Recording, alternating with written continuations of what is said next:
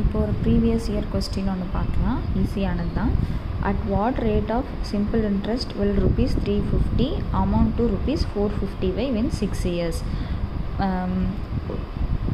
350 அப்படிங்கிற அசல் 6 வருஷத்தில் வந்து 455 ஆயிருக்கு அப்படின்னா அதோட வட்டி விகிதம் என்னன்னு கேட்குறாங்க.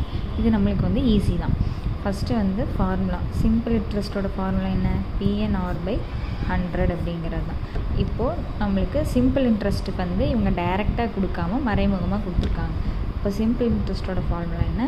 டோட்டல் அமௌண்ட்டு மைனஸ் பிரின்சிபல், அதுதானே நம்மளுக்கு கிடச்சிருக்க வட்டி. அமௌண்ட்டு வந்து 455 rupees மைனஸ் 350.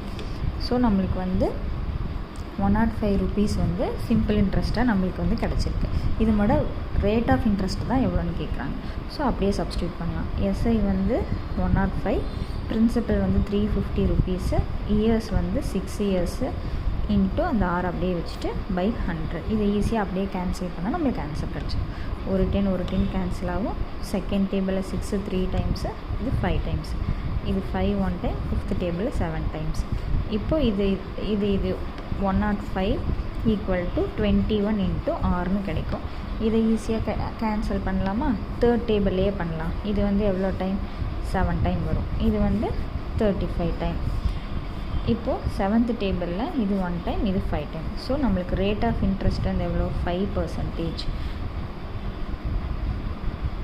ஈஸியான சம், ப்ரீவியஸ் இயரில் கேட்ட சம்.